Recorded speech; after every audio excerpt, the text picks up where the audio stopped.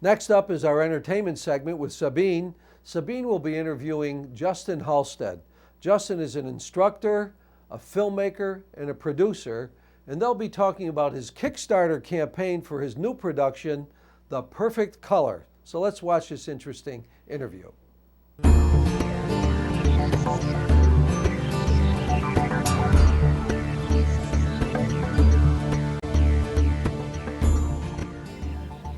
Hi, I'm Sabeen. Welcome to the entertainment segment of Impact. And with me today I have Justin Halstead. Hi, Sabeen. Thanks for having me today. Thank you for being here, Justin. Now tell me about yourself. Well, I live here in Albany, in the capital region. Been living here for a few years, and I came up from New York, where I lived for a couple of years working on films, big and small.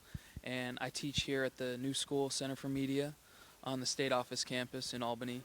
I teach a film course and a music video course, and I co-teach a multimedia course as well. Well, when did the school open up? Oh, well, the school's been open since the 1970s as a radio school. Then television came in, then music recording, and then the last year or so they've added some of these new programs.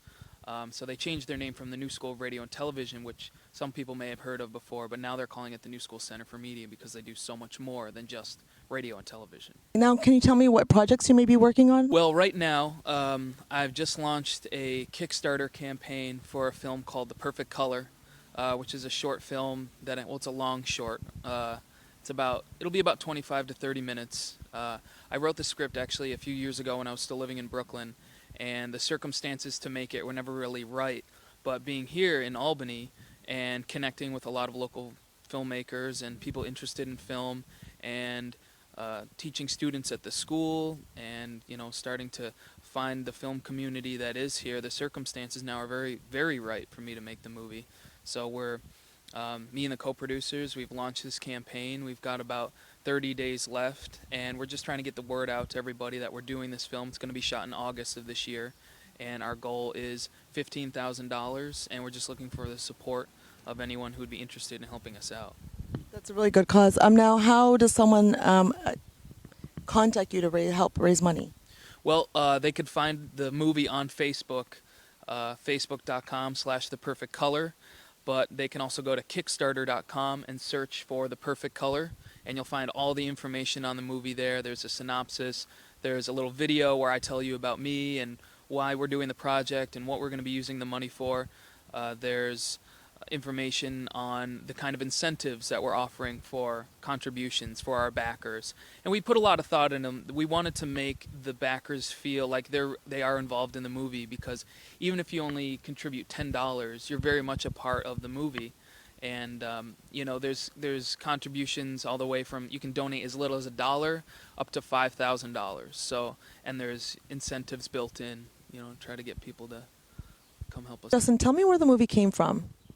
Well, I was living in Brooklyn, and I just moved into a new apartment, and I was trying to find the right color to paint the walls. And so this idea just came out about a guy going through the same thing. But this character he's a little emotionally underdeveloped because of some tragedy in his childhood, where he can't find the perfect color to paint his apartment. But the problem is that he sees the world in black and white. Perfect and not perfect. And to him, white is perfect in its simplicity, and he's only trying different shades of white. So he's got hundreds of paint cans in his apartment. He's just for weeks been trying different shades of white. And that's not what life is. Life is a rainbow. It's good and bad. It's variety. You could argue that that's what makes life perfect, is the bad parts mixed with the good parts. And he can't see that, because when he was a kid, this girl that he was in love with died. He watched her die. And to him, she was perfect. And he's been looking for this perfection ever since. So in his relationships, if you're not perfect, he's not interested. Which is ironic, because he is far from perfect. He's not a great guy. I think the movie has heart, but it's hidden by this character's attitude. He's crude. He's rough around the edges. He's not a nice guy. He's an anti-hero for sure.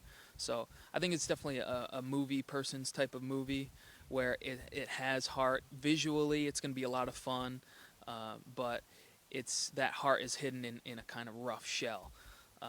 So when he finally does meet someone who he sees as perfect, she starts changing the color palette of the film. It's very monochromatic until the love interest is introduced. For example, she's wearing a green dress the first time he meets her, so the world around him starts changing to green. The next time he sees her, she's blue. So we play with the colors in the film.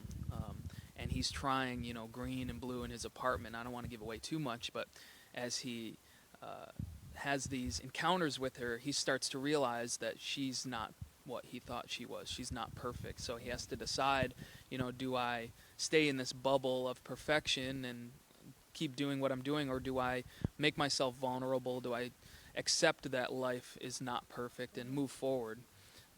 There's Elvis songs in there. He's a wannabe. He's obsessed with Elvis. He always wanted to be a cowboy. So there's a lot of fun stuff, I think, for people to enjoy. And we're just looking for all the support we can get. If you email us at theperfectcolormovie@gmail.com, if you ask for it in the email, I will send a link to an unreleased short that I've done. Should be coming out in the next couple weeks or months, but it's actually starring the lead that's going to be in this movie too. So you get to see, beyond what's on the website, motorvisionmedia.com, you'll get to see a little bit extra of some stuff that I've done with the actor who's going to be in this movie as well. So Sounds very good. And that all came from just, painting my own apartment and having a little extra time on my hands. So. I love the Elvis theme involved in it.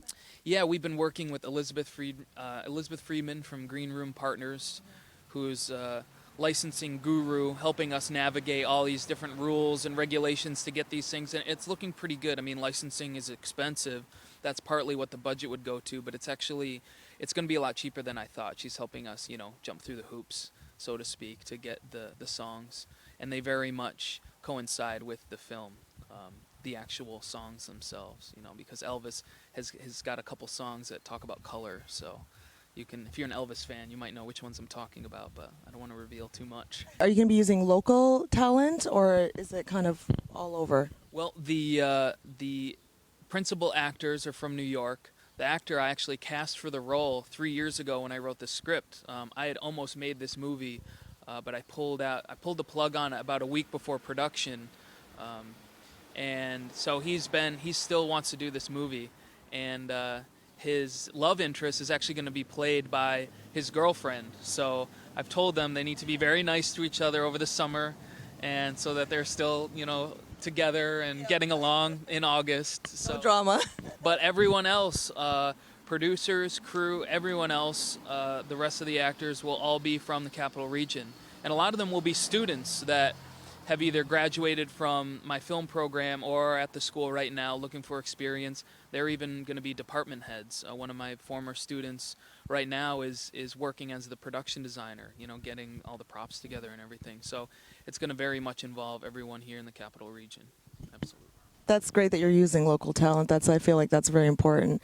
Now, I know that you, besides this, you also do videos. I remember thinking way back then that our love could never end. And I've seen a couple of the videos. Can you tell me a little about those? Well, as far as running a business, I have a business that I run called Motor Vision Media. You can find us at motorvisionmedia.com to see some of my work. The local market, as far as running a business, lends itself to music video more than film. Film is, the passion project that you really want to get made done, and you have to get money together to make it. Whereas music video, I can actually run a business on. And until the end of the Kickstarter campaign, all the money that I make with my business is going into that Kickstarter, because I would like the business to be, it's a Motor Vision Media production. I'd like the production company to be responsible for a portion of the budget. So I'm offering actually discounted rates on music videos, commercials for local businesses, photo work. I also do photos. But I teach a music video course, and that's actually how I got interested in doing music video locally. So I like it. It's a lot of fun because I get to kind of flex my film muscles a little bit while I'm doing it. So I try to bring story and a narrative kind of cinematic style to the music videos that I do. So I have a lot of fun doing it, but film is my number one passion, and making this movie would really be a big step for me in trying to reach a greater audience. We're hoping it will do very well on the festival circuit, just the kind of movie that it is, and if you go to the Kickstarter page, you can learn more about it. The kind of movie it is, I think, would lend itself to that audience. Well, I'm really excited about seeing the finished product with this. You have been watching the entertainment segment of Impact. Thank you for watching. I'm Sabeen.